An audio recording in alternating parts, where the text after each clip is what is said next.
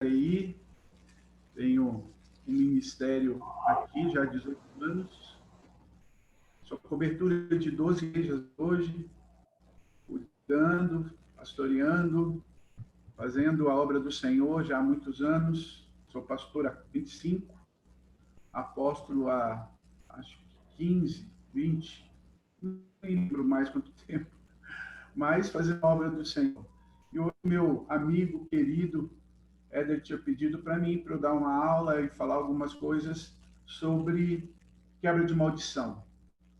E eu fui buscar isso, fui tentar achar algumas coisas e orar, Deus falasse no meu coração sobre alguns temas, sobre algumas coisas que eu tenho visto, tenho dado, visto essa geração, coisas que temos passado, coisas que têm acontecido, que têm vindo e tocado a vida das pessoas. Então, eu queria que hoje a gente entrasse um pouquinho sobre isso. Eu queria, se você está aí com a tua Bíblia, você abrisse a tua Bíblia para mim, em Provérbios, capítulo 30. Eu quero falar um pouquinho sobre uma causa, uma ferida que tem surgido no meio da igreja, no meio dessa geração.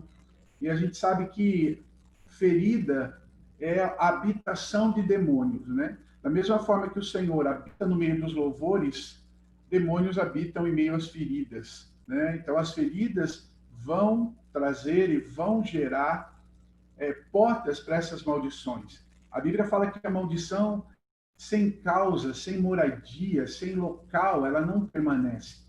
Então, o diabo ele tenta e vai tocando a vida das pessoas, ferindo as pessoas para que as coisas comecem a acontecer.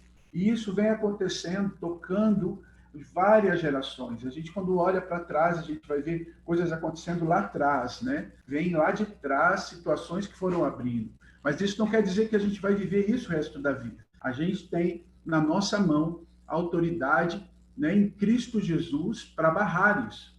Né? A gente é como se fosse um interruptor que pode vir as coisas lá de trás, mas nós mudamos a chave. Nós transformamos essa situação. Amém? Então, eu queria falar um pouquinho sobre isso hoje, como essas feridas vêm, se a gente não se posiciona, se a gente não deixa Deus tratar isso em nós, nós começamos a trazer e fazemos parte de um elo de maldição. Sendo que o Senhor já quebrou essa maldição, a Bíblia diz que o Senhor já levou isso, e nós somos livres. Mas há coisas que nós precisamos olhar para as nossas vidas e começar a mudar situações e coisas para nós. Eu quero contar um pouquinho para vocês de algo da minha vida, o que eu passei, as coisas que eu aprendi e coisas que eu vi dentro da minha casa. Meu avô era dono de um centro espírita e ele, a esperança e o que ele queria, que nascesse um neto. Por quê? O primeiro filho do meu avô morreu e logo depois nasceu a mãe. Minha mãe era a primeira filha, né? A segunda, mas a primeira porque ela sobreviveu. E meu avô ficava esperando que minha mãe engravidasse para que o primeiro neto herdasse tudo que ele tinha. Meu avô era dono do centro, fazia trabalho, fazia tudo, mas uma das coisas que meu avô tinha dentro do centro era essa visão. Ele tinha uma visão aberta para ver demônios. Ele conversava com esses demônios, ele falava com os demônios, ele invocava e ele tinha isso. Como se fosse para nós hoje profeta dentro daquele sistema dentro do centro. E quando eu nasci, quando minha mãe ficou grávida, né? Minha mãe contou para ele que estava grávida, minha mãe já era casada, estou grávida, tal. Ele pôs a mão na barriga da minha mãe e disse isso, que tudo que ele tinha recebido, que ele transferia. E falou para minha mãe, vai ser um menino e ele vai herdar tudo que eu tenho. Bom, para vocês terem uma ideia, eu nasci de 8 meses, um mês antes da data. Exatamente, minha mãe me esperava para 14 de janeiro, eu nasci 14 de dezembro. Um mês antes, com 8, né? Com 8 meses. Depois eu fui vendo várias coisas, mas com 8 meses. Quando eu nasci, eu não tinha nenhum pelo no corpo, nem cílios, cabelo, nada. Não tinha unha. E a minha cabeça nasceu aberta, moleira aberta. Meu avô, quando ele chegou no hospital para me ver, Quando ele olhou, todo mundo espantado, porque eu nasci comprido, né, branquelo, né? Aquela coisa, aquela tripa branca assim, né? Meu avô paterno, né? Falou, chegou a comentar com meu pai, falou, olha, eu acho que esse menino não vinga, né? Que era um termo que se usava antigamente. Mas meu avô materno, que era o dono do centro, olhou e falou, não, esse menino já nasceu fazendo cabeça. Ele já nasceu aberto e verdadeiramente a maldição veio.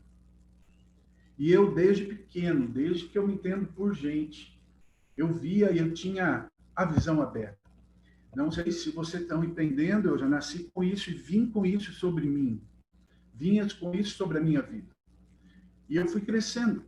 Eu lembro assim, lembranças bem antigas, eu criança, bem pequeno, de eu sentar no chão para brincar e eu ver demônios sentarem comigo e eu conversar com eles. Na época eu não entendia que era demônio, para mim eram amigos. E eu falava com meus amigos, porque meu avô chegava para mim, meu avô dizia assim, eles estão brincando com você? Eu falava, estão. E eu brincava.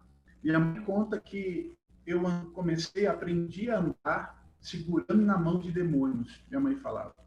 Porque eu descia do berço, eu estendia a mão para cima, assim, como se estivesse segurando a mão de alguém, e eu andava.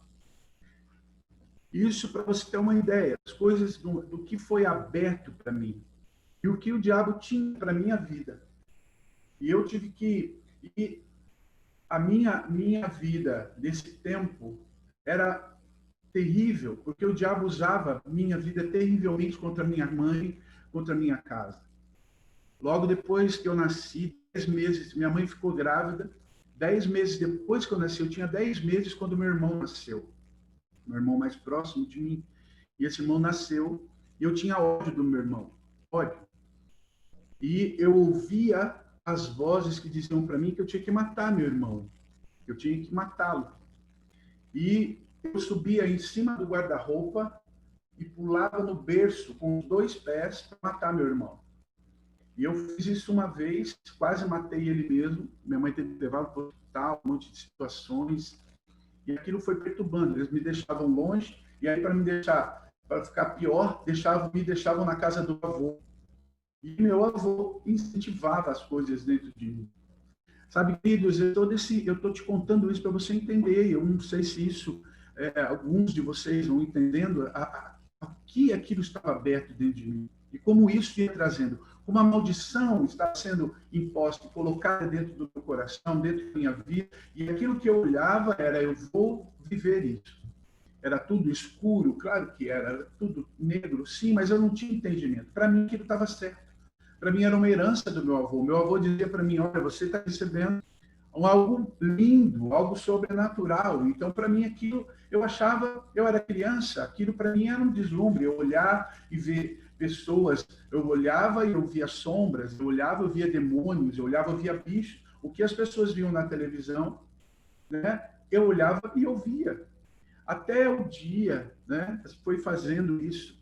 Eu lembro de um dia, vou contar algo para vocês. Eu lembro de um dia que meu avô me chamou e falou: olha, chegou o teu guardião e ele vai te guardar por tua vida toda. E eu tinha uns 5 anos na época. E eu lembro que eu fiquei entusiasmado, que eu queria ver quem era. E quando veio um homem todo disforme, o rosto dele parecia que estava queimado. Ele usava um chapéu e ele tinha garras na mão. Eu tinha 5 anos de idade. E eu olhei aqui, eu fiquei meio assustado. Meu avô falou: ele vai te guardar, ele vai te acompanhar. Daquele dia em diante, eu não dormi mais. Eu era uma criança que não dormia. E ia passando por situações assim. Ia vivendo essa situação terrível. Eu não dormia. Eu acordava, eu gritava, eu fazia escândalo, eu chorava. Eu estava dormindo, eu escutava barulhos. No meio de tudo isso, minha mãe foi ficando doida, porque eu fui deixando minha mãe louca com isso. Minha mãe tinha que cuidar do meu irmão, cuidar de mim, eu fazendo um monte de coisa. Minha mãe foi para no hospício. Minha mãe ficou 15 dias internada no hospício. Quando minha mãe saiu do hospício, esse tempo, minha mãe saiu, um tio meu começou a namorar uma moça que era crente. Meu tio apanhou do meu avô, já meu tio adulto, apanhou do meu avô que estava namorando uma crente.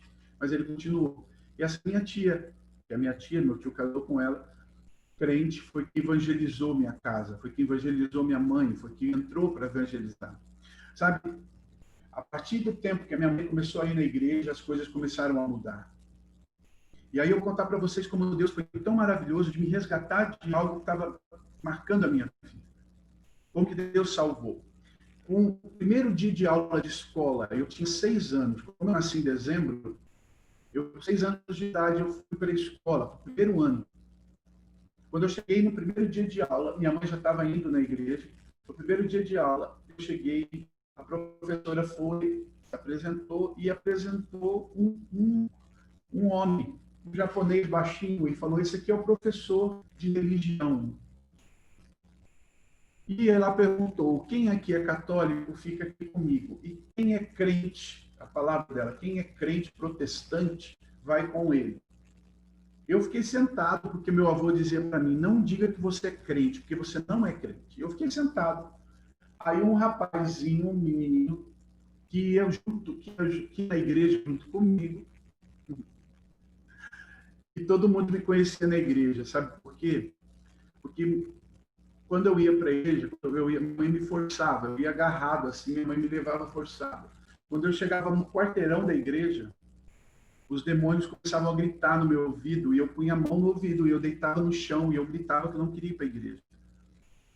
Minha mãe ficava, os diáconos da igreja vinham me pegar, eu tinha 4 anos de idade. Você sabe que é uma criança de 4 anos e 3 homens tinham que me segurar para me levar para a igreja? Eu chegava na igreja gritando.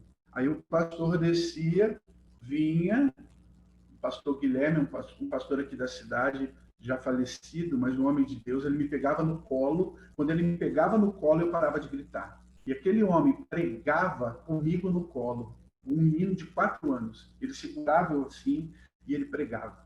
Então todo mundo me conhecia na igreja por todo o escândalo que eu fazia. E com 6 anos, eu ainda continuava dando escândalo na igreja. Com 6 anos, nessa sala de aula, eu fiquei sentado e um menininho levantou. E ele pegou e falou para a professora: olha, eu sou crente, o menininho falou. A professora: só tem você. Ele falou: não, tem o Sandro. Apontou para mim, eu olhei para ele, queria matar ele. Como é que ele fala que eu sou crente? A professora falou: você é crente? Eu falei: não. Aí ele falou: é sim, ele vai na igreja, a mãe dele vai na igreja, ele é crente sim. Aí a professora falou para mim: então levanta e vai junto com ele, vamos para a sala de religião com esse senhor. E eu fui. Quando eu entrei naquela sala, os demônios gritavam, gritavam, gritavam, desesperados. E eu entrei na sala, eu punha a mão no ouvido e eu falava para esse senhor. O nome dele é Mábito, o nome desse senhorzinho, também já falecido. E eu falava, e ele falava para mim: o que está acontecendo, filho? Eu falava: eles gritam no meu ouvido para eu ir embora. Aí esse senhor sentou do meu lado, pôs a mão no meu ombro e ele orou. Ele falou: Senhor, que agora o Senhor venha e cuide dele, que todo esse barulho ele pare de ouvir. Quando ele falou assim, eu vi os demônios encostarem na parede. E eu olhava e eu falei: quem é esse japonês? Eu pensei, que consegue fazer os demônios ficarem na parede. Eu não falava demônio, eu falava meus amigos ficarem na parede. E esse japonesinho começou a pregar. E ele foi no franelógrafo, acho que alguns de vocês nem imaginam que é franelógrafo. E ele colocou um franelógrafo e ele começou a me dar aula, a falar sobre a cruz, sobre o perdão, sobre Jesus, sobre amar. E eu lembro que aquilo foi entrando no meu coração, porque eu fui entendendo que eu pecava, eu fui entendendo que eu tentei matar meu irmão, eu comecei a entender que eu perturbava minha mãe, e eu comecei a entender toda aquela situação com 6 anos de idade. E aquele japonesinho falou para mim assim: você quer aceitar Jesus? Você quer que Jesus entre no teu coração? Ele pôs um coração assim no franelógrafo de cartolina, que tinha um coração vazio, né? Uma cruz assim vazia no coração. Ele pegou a cruz e ele encaixou naquele coração. Ele falou: Jesus vai encaixar no teu coração. E quando ele falou aquilo, ele falou: você quer Jesus? Eu lembro que aquilo estava no meu coração e eu chorando. Eu falei: eu quero. Ele falou: então vem. Eu fui. Os demônios gritavam fora da sala, eu vi o barulho, aquele japonesinho veio, pôs a mão no meu ouvido, pôs a mão no meu ouvido, e falou, agora você vai ouvir o Espírito Santo, e repete comigo. E eu repeti a oração, dizendo que Jesus entrasse no meu coração, que Jesus viesse, tal. E quando eu estava fazendo aquela oração, eu ouvi eles gritando, nós vamos matar você, nós vamos matar sua mãe, nós vamos matar seu avô, nós vamos acabar com você. E eu ouvi aquilo, e quando eu terminei de orar, eu falei para o seu Mábito, eles estão dizendo isso. Aí o seu Mábito falou para mim assim, esse japonesinho, falou, olha, a partir de hoje, Deus coloca anjos para te guardar. E você vai ficar guardado, porque o teu nome está escrito no livro da vida. E a partir daquele momento, eu senti uma paz dentro de mim que eu nunca tinha sentido. Eu quero que você entenda que eu era um menino de 6 anos de idade. Eu era uma criança. Mas eu entendia, porque a minha vida espiritual, desde a minha ativada. Com 6 anos, eu entendi plenamente o que estava acontecendo comigo. E eu não me lembro mais do restante das aulas, daquela aula, mas eu lembro quando eu fui embora. Eu lembro quando eu saí, eu fui para minha casa. E eu ainda estava andando na rua, indo para casa com lancheira, sabe aquela coisa? Mas numa alegria. Quando eu estava chegando perto da minha casa, meu avô veio vindo de encontro comigo. Meu avô chegou perto de mim, meu avô falou para mim, o que você fez? E começou a me xingar de um monte de palavrão. E eu lembro que eu falei, vô, Jesus entrou no meu coração. Eu agora sou de Jesus. Ele me deu um tapa na boca. Eu caí no chão, meu avô arrancou a cinta e começou a me bater na rua. Porque o que eu tinha feito. E ele me xingando e batendo. Nisso, minha mãe vinha correndo. Porque os demônios tinham avisado meu avô. Mas o Espírito Santo tinha avisado minha mãe. Minha mãe vem, minha mãe pula na frente do avô, e começa a orar e segurar, meu avô batendo em mim nela. E as pessoas passavam na rua, quando nos pegaram, eu fiquei todo marcado, minha mãe também. Mas a alegria no meu coração de ter sido salvo, nunca. Depois daquele dia, meu avô ficou muito tempo sem falar comigo, muitos anos sem falar. E mesmo assim, eu nunca mais dei escândalo para ir para a igreja, mas as vozes continuaram. E eu tive que passar um tempo de libertação. Mas eu entendi que a partir daquele dia, a minha vida mudou. A maldição tinha sido quebrada. E eu tinha, mesmo não entendendo nada, irmãos, eu estou contando coisas de 44 anos atrás, quando libertação ainda era um negócio muito tratado ainda com muito o expulsa, né? É só no nível solo, aquela coisa caiu, expulsa, levanta, vai embora, né? Não tinha entendimento disso, a gente não tinha entendimento de maldição, de profundidade como a gente tem hoje. Mas eu entendi algo em mim, que eu tinha rompido aquela situação e que Deus tinha algo para fazer. Deus ia ver na minha vida e que Deus ia trabalhar na minha vida. E eu comecei, eu ia para a igreja e aqueles demônios, sabe o que aconteceu? A partir daquele dia que eu aceitei a Jesus, esses demônios não tocavam mais em mim, porque eles tocavam. Não tocavam mais em mim. Mas eles continuavam falando e eles gritavam. Eles ficavam esperando eu dormir. Na hora que eu pegava no sono, eles gritavam e eu acordava gritando também. Sabe como eu conseguia dormir? Com a minha mãe sentado. Minha mãe sentava na beira da minha cama, punha a minha cabeça no colo. E minha mãe ficava orando em línguas, passando a mão na minha cabeça até eu dormir. E ela dormia sentada comigo, para que eu pudesse dormir. Ah, minha mãe era fantástica. E esse tempo, todo esse aprendizado disso. Sabe, quando eu falo de maldição, eu lembro do que Deus me livrou. Eu lembro do que Deus me tirou.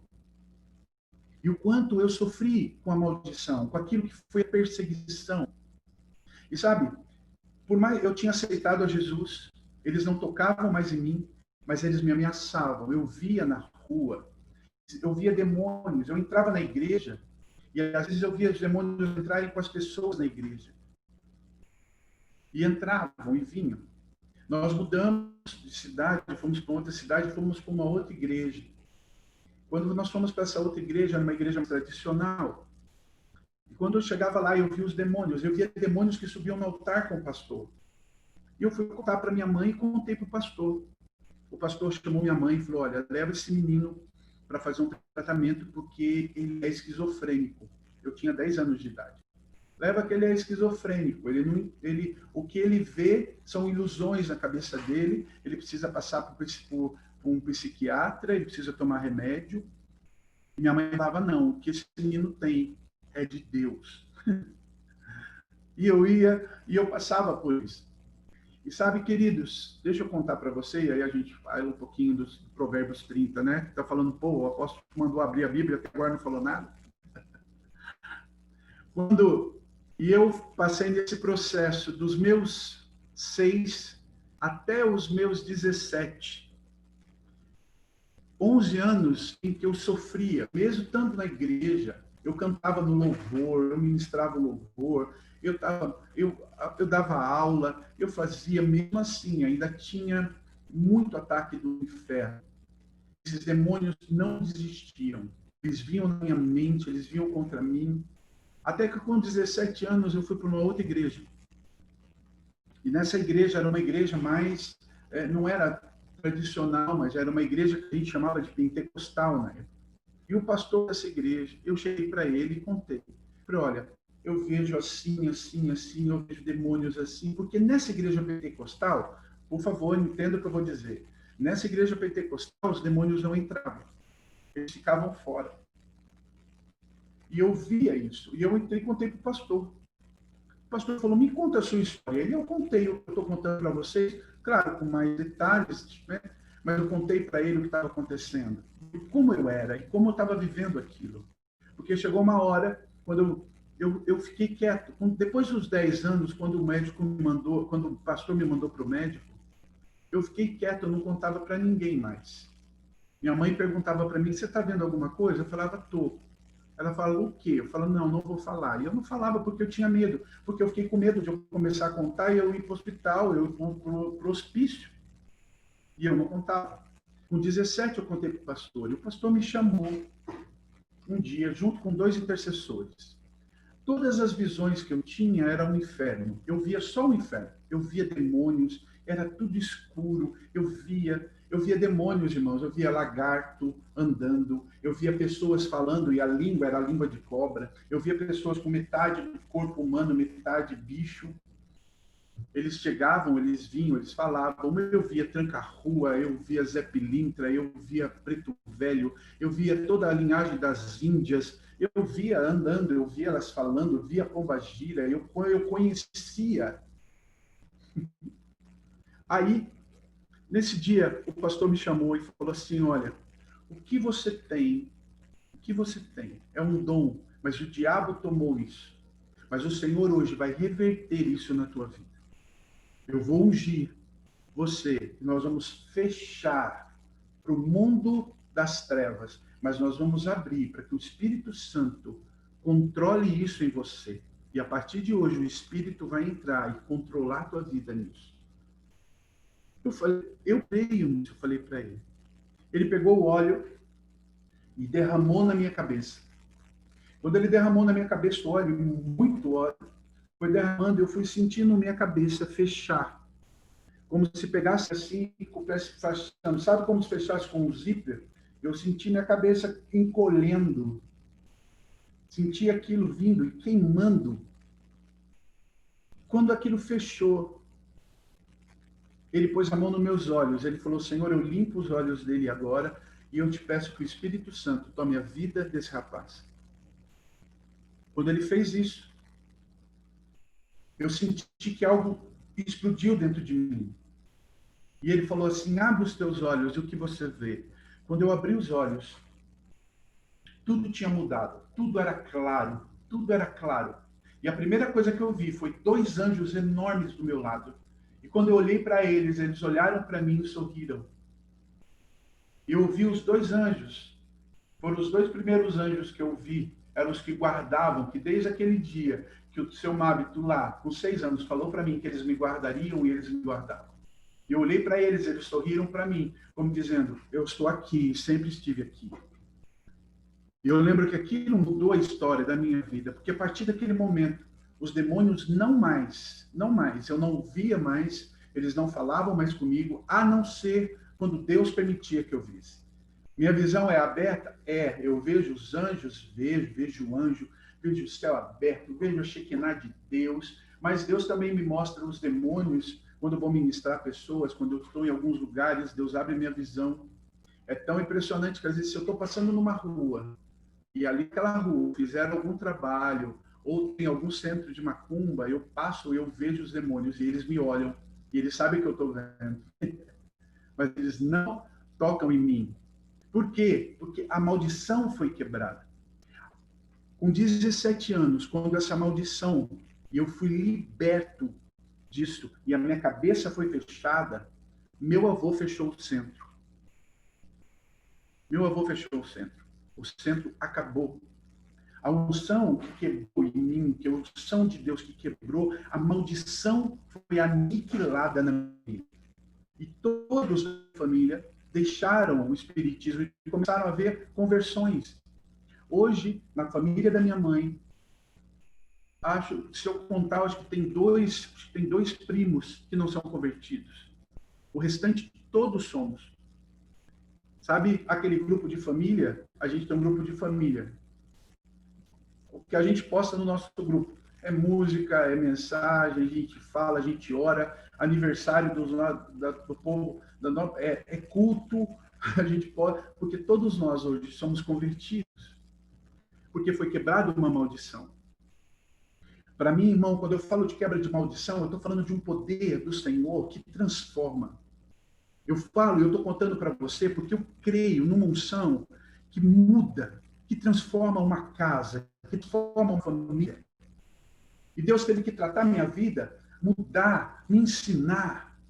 E eu hoje, quando eu falo de algo que eu vivi, eu não falo que eu ouvi. Eu não falo algo que eu já ouvi muito sobre quebra, já aprendi muito, já, graças a Deus por tudo que eu aprendi, né? Sei que vocês ouvem muito o apóstolo Joseir, como o apóstolo Éder. Aprendi muito com o Joseir, aprendo com o Éder sempre. Mas eu sei que aquilo que eu estou falando é porque eu vivi na minha pele, eu vivi na minha carne. Hoje, irmão, quando eu falo de quebra, eu lembro da história que eu teria lá atrás. Se o Senhor não tivesse entrado na minha vida, onde eu estaria? O que eu seria? Mas eu sei o que eu sou hoje em Cristo Jesus. Antes de qualquer outra coisa, eu sou filho de Deus, lavado pelo sangue do Cordeiro. Meu nome está escrito no livro da vida. E eu sou um instrumento na mão dele para tudo que ele quiser. E é essa verdade que nós temos que ter dentro de nós. O que eu quero falar para você na manhã é: não importa qual é a maldição hereditária que vem, o nosso posicionamento em Cristo Jesus muda toda a história. E além de tocar as nossas vidas, toca também toda a nossa família. Eu vejo a transformação que houve. Só para terminar, meu avô aceitou Jesus no fim da vida. No fim da vida. E Deus me deu o privilégio de ver o meu avô aceitando a Jesus. E eu sei que meu avô morreu em Cristo. E eu sei que eu vou encontrá-lo no céu. Deus deu o privilégio de a gente ver essa transformação. Sabe, eu louvo a Deus, porque eu entendo um Deus que muda, eu entendo um Deus que transforma. Há uma geração lá fora, queridos, que precisam do nosso posicionamento. Hoje, quando a gente se posiciona para falar, nós temos que dar o nosso testemunho, porque a glória do Senhor está na nossa história. Eu pensei muito, né? Eu falei, não vou contar nada, vou dar aula, mas eu quis contar para que você entendesse que nós, todos nós, somos libertos e passamos e podemos ser instrumentos de transformação. Eu tenho certeza que esse grupo que vocês têm de aulas, de ministrações todos os dias, tem uma função só: de fazer crescer, para que você cada dia mais seja parecido com o Senhor Jesus. Porque ser parecido com Jesus, isso se chama santidade. O Senhor não procura gente perfeita. Deus nunca pediu perfeição, porque Ele sabe que nós não temos. A Bíblia diz que Ele lembra que nós somos pó, mas Ele nos pediu santidade. Então, ser santo é diferente de ser perfeito. Ser santo traz para nós, e o Senhor nos dá condições de sermos santos. Santos, através do Espírito Santo, na dependência dele, para cada dia sermos mais parecidos à figura de Jesus, à figura do varão perfeito. Mas o que o Senhor vai gerando em nós, na nossa vida, é isso. Então, cada vez que eu aprendo da palavra de Deus, está gerando em mim santidade. E eu tenho que ter cada dia mais parecido. Perfeitos? Não. À medida que eu sou mais parecido com Jesus, eu vou aprendendo a ser um pouco melhor. Mas a santidade, ela tem que ser algo constante, algo poderoso nas nossas vidas. Essa santidade é que o Senhor espera. Sabe, irmãos, à medida que nós somos santos, vamos ser úteis na obra, úteis para o trabalho do Senhor, úteis naquilo que o Senhor tem. Úteis naquilo que o Senhor tem gerado sobre nós. Úteis naquilo que o Senhor chamou as nossas vidas. Deus quer te usar para que você seja útil naquilo que Ele tem. Ser santo é ter isso, é entender o que o Senhor quer na minha vida, na tua vida. É ser instrumento. Ser instrumento. Então, não importa de onde você veio, irmão. Não importa o que aconteceu na tua vida. Não importa. Por causa de toda essa maldição que meu avô tinha invocado sobre nós, minha família era miserável. Irmãos, eu morava em 2 cômodos. Nós morávamos em 2 cômodos, não tinha banheiro. Nosso banheiro era um banheiro coletivo, dentro de um cortiço. Eu fui dormir ter uma cama, quando eu tinha 10 anos. Eu fui morar numa casa que tinha banheiro quando eu fui ter 10 anos de idade. A maldição vinha, mas o Senhor quebrou e o Senhor foi me abençoando. Porque um posicionamento, uma vida de santidade gera isso. Gera isso. Há uma geração lá fora que cada dia mais precisa de nós, precisa da nossa vida, do nosso coração. Sabe? Há uma geração perdida, há uma geração que está ferida, que o diabo tem ferido. A intenção do diabo com a minha vida era me ferir cada dia mais, para que eu pudesse me abrir, para que eu pudesse ir buscando. Sabe, irmãos, Deus me resgatou com 6 anos de idade, porque com 7 eu ia ser iniciado dentro do centro. Mas com 6 anos Deus me resgatou. Ele sabia o que ia acontecer e Deus me resgatou antes. Deus mudou a minha história antes. O que eu quero hoje é gerar no teu coração essa disposição e essa verdade. Não é o que as trevas diz, não é o que o diabo diz, não é o que o diabo põe, mas é o que o Senhor tem para nós. A verdade do Senhor em nós. Aquilo que o Senhor está fazendo em nossas vidas. Aquilo que o Senhor gerou em nossas vidas. Aquilo que o Senhor trabalhou dentro de nós. Aquilo que o Senhor está trabalhando sobre você. Sabe, eu entendo algo. Para mim, cada um de nós, na nossa concepção, o Senhor já trouxe para nós o nosso chamado. E eu entendo isso. Eu entendo. Acho que eu não estou falando nada que eu tinha que falar, né? Estou saindo fora do contexto, mas vamos lá. Ele faz assim, tá bom, vai lá. Tá top, meu amigo, tá top. Aí qualquer dia a gente marca para falar de quebra de maldição, mas deixa eu contar algo para vocês. Quando nós somos concebidos, no momento em que o sêmen rompe o óvulo, naquele momento em que a concepção, cientificamente, quando o óvulo é tocado, ele sopra, porque ele é uma célula fechada, e quando ele é rompido, ele abre. Naquele sopro, é o sopro que entra, o sopro da vida, é onde o Senhor coloca em nós ali, o nosso chamado. Irmão, e cada um de nós temos um chamado de Deus. E à medida que aquilo está em nós, o nosso chamado, nós vivemos e já somos concebidos com aquilo. Vou dar um exemplo para vocês. Você já viu aquela criança que gosta, ela nasceu, ninguém é uma criança, mas ela gosta, ela comanda os outros. Você já viu isso? Aquela criança que no meio de brincadeira de 5, 6 crianças, ela que dá ordem. Ela vai aqui, vai fazer, você olha e fala, poxa, né? Ninguém ensinou ela, mas ela no meio de todo mundo ela se destaca. Irmão, há uma unção apostólica na vida daquela criança. Ela comanda. Você já viu aquela criança que ajuda todo mundo? Aquela criança que outro machuca, ela dá o brinquedinho dela, tudo que ela faz, ela vai, ela ajuda o outro, há uma unção pastoral na vida da criança. Eu entendo assim. crianças estudiosas que gostam de estudar, que gostam de fazer, irmão, a unção mestral nela. Você já viu crianças curiosas? E hoje o diabo tem usado muito isso. Crianças que gostam do sobrenatural, que gostam de tudo que envolve o sobrenatural. Né? São aquelas que são chamadas para o lado profético, mas que o diabo tem levado para outra dimensão, para outra coisa. Eu falo por mim. Então, cada um de nós temos um chamado, e Deus traz isso. O importante é a gente descobrir aquilo que eu tenho. E se eu trabalho isso que o Senhor me deu, se eu vou desenvolvendo isso que o Senhor vai me dando, é muito mais fácil. Sabe uma coisa triste na igreja? É você ver pessoas vivendo um chamado errado. Estão fora daquilo que o Senhor chamou. Claro que uma pessoa pode ter um chamado pastoral e pode ser um grande professor. Óbvio. Bem, por quê? Porque ele tem um chamado principal, mas ele desenvolve algo dele com o tempo, com a vida, com as coisas, mas o chamado principal dele está ali. O que nós temos que aprender dentro da casa de Deus, para a gente ser um instrumento para essa geração, é descobrirmos o que o Senhor tem colocado em cada um de nós. Por isso é importante a gente descobrir, e eu sei que talvez você já tenha tido essa aula, da personalidade, você descobrir como você é, qual é a sua personalidade, se você é leão, se você é águia, se você é homem, se você é boi, né? Cada um de nós temos uma personalidade, sim, é verdade, mas eu entendo que há também um chamado, e esse chamado vai vivendo. O grande problema é, como eu disse, as pessoas viverem um chamado errado dentro da igreja, aí elas se tornam infelizes. Se nós estamos vivendo o nosso chamado, irmão, preste atenção numa coisa.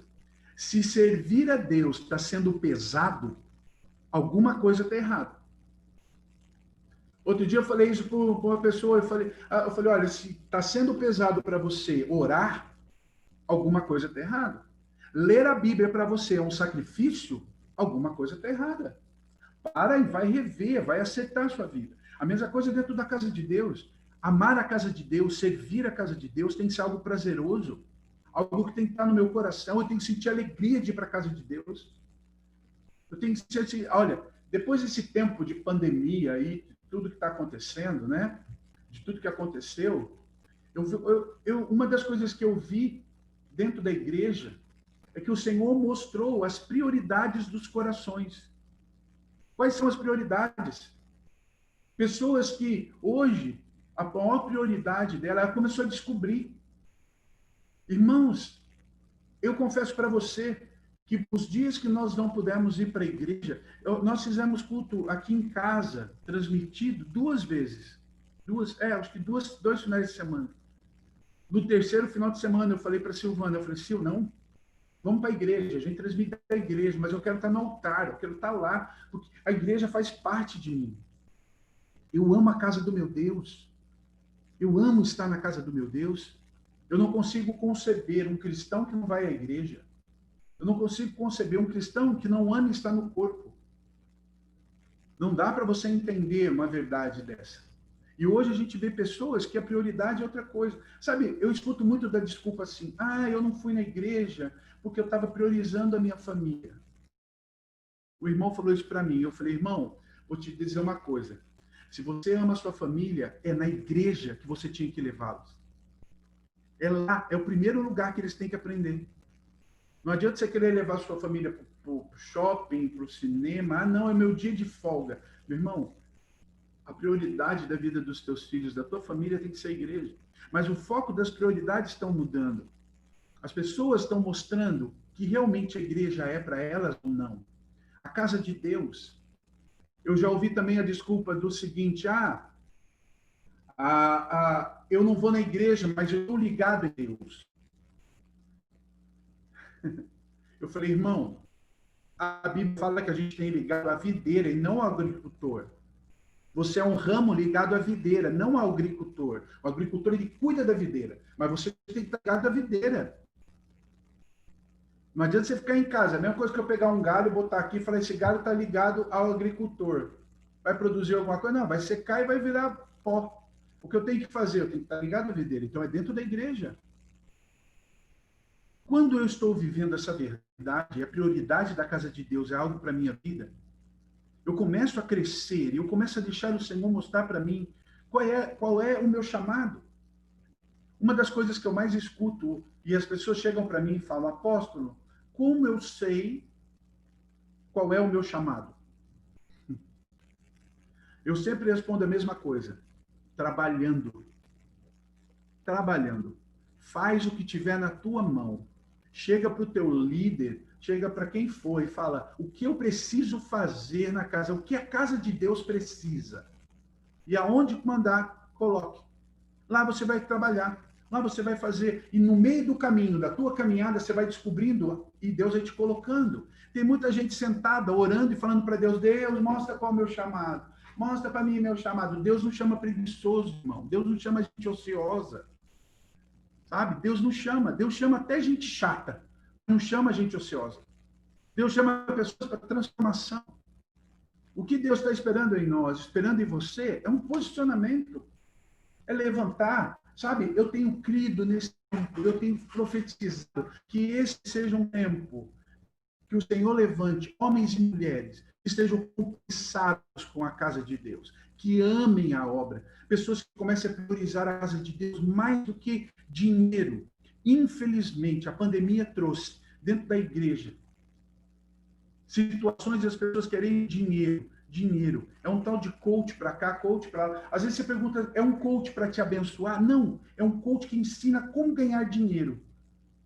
Eu falei, irmão, você está ouvindo Deus ou Mamon? Lá, vamos parar um pouquinho e vamos ouvir. Eu não sou contra, irmão. Acho que cada um cuida do seu. Eu vou para o céu, eu quero salvação. E eu vivo de um Deus que supre minhas necessidades em glória. Eu não preciso ouvir de homens como ficar rico. Eu preciso ouvir de Deus como ofertar. Porque à medida que eu oferto, Deus me prospera. Isso não é segredo para ninguém. Eu não preciso ter estratégias. Você quer ter uma estratégia para ficar rico? Oferte. Oferte, dizime, dê primícia. Que o dinheiro não te domine, mas você domine o dinheiro. Se você aprender isso, você não precisa de coach, pagar 3 mil reais para ouvir alguém ensinar isso para você. Eu estou ensinando de graça. O apóstolo Éder ensina você. Não precisa ficar correndo atrás dos outros. Faz a igreja ser prioridade para você para crescimento. Crescimento. Hoje, estou falando demais, sei totalmente fora do contexto. Eu estou preocupado, estou saindo fora do contexto. Deixa eu falar uma coisa para você.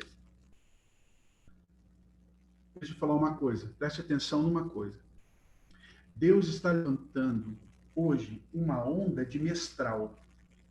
Por quê? Nós vivemos uma onda do pastoral, nós vivemos uma onda do profético, nós vivemos uma onda de apostólico. Hoje o Senhor levanta mestral. Por que Deus está levantando mestres na igreja? Porque o diabo está vindo com heresias, distorções. Você pega hoje na igreja, né? Hoje, você pega na internet, liga o YouTube, você vai ver centenas de pastores falando, centenas de homens falando, centenas de pessoas pregando e falando. Irmão, se você passar um pente fino, você vai ver tanta coisa ruim fora da palavra de Deus, a heresia. E, infelizmente, as pessoas estão trazendo aí. Né? Esses dias mesmo, um pastor aqui de São Paulo, não sei se vocês viram, um pastor aqui muito conhecido, um homem muito renomado, pregou dizendo que a Bíblia precisa ser atualizada. A Bíblia está desatualizada. Uma enxurrada de coisa em cima dele. E realmente, como a Bíblia está desatualizada, isso não existe. Bem, a palavra de Deus era a mesma ontem, hoje e será eternamente. Sabe? Nós não precisamos fazer adaptações na palavra de Deus. Nós precisamos nos adaptar à verdade da palavra. É dentro de mim que as coisas precisam mudar. O que tem acontecido é que o Senhor precisa levantar mestres para tirar a heresia. E o ponto fundamental que o Senhor está levantando hoje é levar a igreja aos fundamentos. Nós perdemos as coisas básicas da igreja. Nós perdemos o sentido de oração, nós perdemos o sentido da leitura da Bíblia, nós perdemos o sentido de jejum, nós perdemos o sentido de coisas básicas do Espírito Santo. Irmão, você chega para perguntar para uma pessoa e pergunta para ela, o que ela sabe da Bíblia. Eu fico espantado de ver crentes que estão na igreja que não conhecem a palavra de Deus, gente que cita versículos, ou melhor, cita frases dizendo que são versículos. Outro dia um rapaz discutindo assim, né? Eu coloquei, tinha postado algo no Facebook. Ele escreveu para mim em inbox, falando que o que eu estava colocando não era bem daquele jeito. Eu fui ouvir, falei, claro, se eu tiver escrito errado. E eu vi que ele estava falando um monte de abobrinha, e no meio da abobrinha, falei, como está escrito na Bíblia? A 2000 chegarás, de 2000 não passarás. Eu falei para ele, falei, cara, isso não está escrito na Bíblia. Quem falou isso foi Nicodemo, foi Nostradamus, Nicodemo, Nostradamus. E você está citando isso como sendo na Bíblia. Você conhece a Bíblia. Ele parou e falou assim, eu vou estudar. Eu falei, glória a Deus, faça isso mesmo, estude para que você aprenda. O que eu estou querendo dizer com isso e trazendo para nós? Hoje Deus tem que levar as nossas vidas para um fundamento da palavra, porque quando há esse fundamento, nós não somos enganados. Há uma geração vindo aí de gente nova. Se a gente não alinhar essas pessoas, elas vão se distorcer e se perder. Irmão, a geração passada se perdeu no dinheiro. A igreja perdeu uma geração por causa do dinheiro. Perdeu, venderam, prostituíram a igreja, se tornaram cafetões da igreja. Mas o Senhor tem resgatado hoje uma geração. E nós temos que ser aqueles que vamos alinhar os novos. E entramos com a paternidade. A paternidade, ela vai direcionar as pessoas. A paternidade, ela vai gerar isso. Uma paternidade, uma cobertura que te ensine, que te alinhe, que te coloque num caminho. A paternidade, ela nos faz caminhar e irmos aonde Deus quer. A paternidade é como, eu sempre falo, o Senhor é o guerreiro. Nós somos as flechas. O Pai é o guerreiro. A paternidade, ela vem assim. O Senhor nos alinha e nos lança. Paternidade é eu mirar e lançar no alvo. Se eu não fizer isso, se eu não fizer isso com essa geração, por causa da distorção, há muita gente falando besteira na internet, há muita gente colocando conteúdos vazios, enganosos, mentirosos, com carinha de crente. Eu vou falar uma coisa para você, quero que você preste atenção. Não é todos aqueles que estão falando de Deus que são de Deus. Há um ditado antigo que diz, nem tudo que brilha é ouro, né, irmão? Então, toma cuidado. O que mede uma pessoa não é se ela é famosa, não é o número de likes, ou de fotos, ou de curtidas, ou de story que ela faça. Isso não muda nada. Isso não transforma ninguém.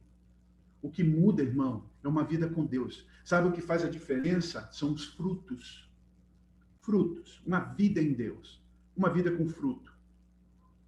Eu não estou aqui enchendo minha bola. Em nome de Jesus, eu não sou só um burrinho que carrega o Senhor. Mas, como eu disse no começo, eu posso contar testemunho para vocês, porque eu tenho fruto na minha vida.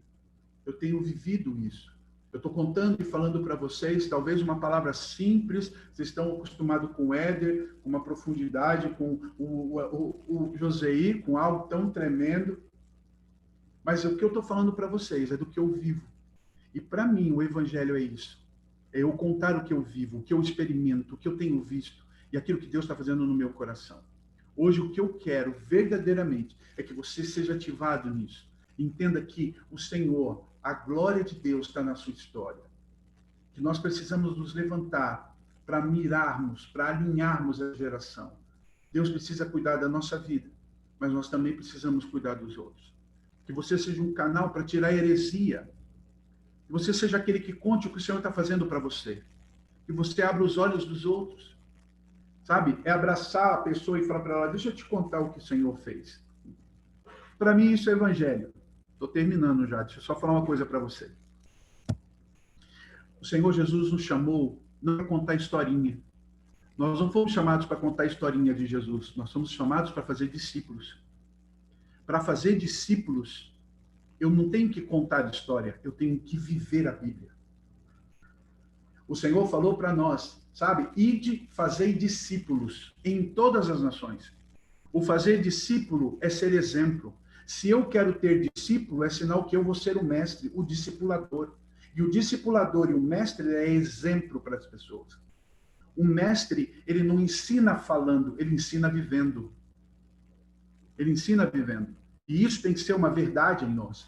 Isso tem que ser uma verdade para mim e para você. E não é só, o apóstolo, o pastor. Não, ele está falando para todos. Ele não citou ali ele não colocou ali o governo da igreja. O que ele colocou ali foi todos nós. Temos que ser discipuladores. Sabe o que eu falo? É o seguinte, você quer evangelizar alguém? Chega para essa pessoa e fala assim, você quer conhecer Jesus? Vem andar comigo. Você quer conhecer o Senhor? Ande comigo. Você quer ter um casamento sarado, curado? Vem ver o meu casamento. Você quer ver como ensina filhos, como educa filhos diante da palavra de Deus? Vem na minha casa ver como meus filhos se comportam. Isso é fazer discípulo. Isso, para mim, é evangelizar. Fora isso, é contar historinha. Irmão, contar historinha de Jesus, já tem até novela. Já tem até novela. Não adianta nem querer contar, estão contando, já até novela, estão vendendo aí, ganhando, ficando rico. Historinha não muda a história, a vida de ninguém. O que muda é o nosso testemunho. É o nosso testemunho. Esses dias, uma pessoa chegou para mim, falou assim, Jesus cura. Eu falei, cura. Como o senhor prova isso? Eu provo. Eu provo. Eu falei, eu já vivi isso, já fui curado pelo Senhor de um monte de coisas. Quer que eu conte? Eu falei, eu já tive nódulo na garganta, o Senhor tirou meus nódulos todos. Tinha 6 nódulos, Deus tirou todos. Eu falei, eu quebrei meu joelho em 20 lugares. 23, para ser mais exato. Eu caí e quebrei meu joelho em 23 lugares. Deus restaurou meu joelho. Não tenho pino, não tenho nada. Não tenho joelho. A rótula do meu joelho não existe. E eu ando, pulo, danço, caminho, faço caminhar, faço tudo. Dobro meu joelho, levanto, tudo. Os outros olham e falam assim, mas tá ali o joelho. Eu falei, não tem joelho, põe a mão. Tá aqui, é assim, é. Não tem joelho, mas Deus me deu. Eu falei, esse é o Deus que cura. Eu não preciso mostrar para contar para você que Deus cura. Eu posso mostrar para você na minha vida que Deus cura. Por que eu estou dizendo isso para você? Para que você entenda que a tua vida é um milagre. Para que você entenda que a tua vida é uma transformação. Que a tua vida pode e tem que ser um grande exemplo para as pessoas. E isso muda em nós. Para terminar, e esse é para terminar e para terminar mesmo, presta atenção. Uma vez eu estava num congresso e um pastor pregando, um homem de Deus, fazendo milagres de várias coisas. E eu sentado lá no fundo. Acho que eu já contei essa história, eu acho que o Éder lembra. Eu sentado lá no fundo.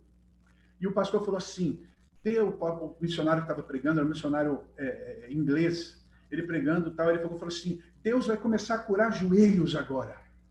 Deus vai restaurar joelhos. Quando ele falou assim, eu fiquei de pé e fiquei na fila. Falei, vou lá, vai curar meu joelho, eu vou ganhar um joelho novo. E eu fiquei entusiasmado. Falei, vai me dar um joelho novo. Eu fiquei todo empolgado na fila.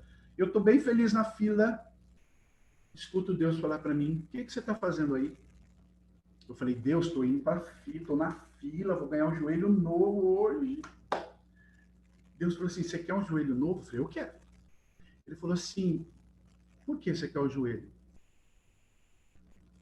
Será que o que você hoje vai ter tanta diferença na tua vida? Se eu te der um joelho, você não tem mais milagre. Como você vai provar para as pessoas que o milagre está na tua perna se você tiver o joelho? Quem vai acreditar em você que eu te dei o joelho? Agora, as pessoas são impactadas quando ela põe a mão na tua perna e não tem joelho. Se você quiser, eu te dou um joelho, mas você vai perder um milagre. O seu testemunho não terá. Eu fiquei com uma vergonha, irmão. Pedi perdão, voltei, sentei no fundo. Falei, Senhor, obrigado. Porque minha perna é um milagre.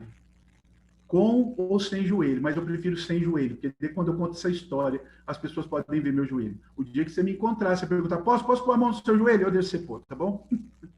Pai, muito obrigado por esse tempo. Louvado seja Deus. Ao Senhor toda a honra, toda a glória. Pai, eu te peço que o que foi ministrado aqui, numa simplicidade, Senhor, mas que tua palavra toque o coração dos teus filhos. Que o Senhor ministre sobre eles. Pai, não sou eu quem faço, mas é o teu Espírito. A palavra diz que teu Espírito nos convence do pecado, da justiça e do juízo. Que o teu Espírito nos confronta para crescimento. Senhor, então eu te peço que essa palavra tenha confrontado os teus filhos, alinhado os teus filhos, ensinado, colocado-os, ó Deus, a viverem a tua porção e o teu milagre sobre eles. Pai, eu te agradeço e te louvo. Te peço que continue abençoando a vida do apóstolo Éder e da Luciana, debaixo da tua bênção. Guarda essa casa, Senhor. Guarda, Senhor Deus, os seus filhos. Guarda, Pai, o teu filho que tem se dado para a obra, tem se rendido àquilo que o Senhor tem e verdadeiramente tem vivido o teu chamado. Que ele seja um canal de bênção, como tem sido cada dia mais para essa geração. Guarda cada um que ouviu e cada um que vai ouvir essa palavra. Que de uma maneira, Pai, poderosa, o teu Espírito trate, fale com cada coração. Ao Senhor toda a honra, toda a glória, em nome de Jesus. Amém. Amém. Amém, meu amigo. Muito obrigado por derramar, como eu havia falado, derramar o Espírito sobre nós, derramar essa unção, derramar essa graça. Eu creio que isso é uma manifestação. Essa daí é a Bíblia manifesta, né? Muito obrigado. Sem comentários, que o Eterno te abençoe ricamente por esse tempo. Amém. Espero ter sido abençoado para a galera aí, né? Para mim foi uma bom. Para mim foi uma bênção. Deus abençoe. Fiquem todos aí, viu? Obrigado, apóstolo. Deus abençoe a esposa, abençoe a família. Um grande abraço. Amém. Em nome de Jesus. Estou esperando você. Quando estiver para cá, me avisa. Tá bom. Um grande abraço. Amém. Tchau. Tchau.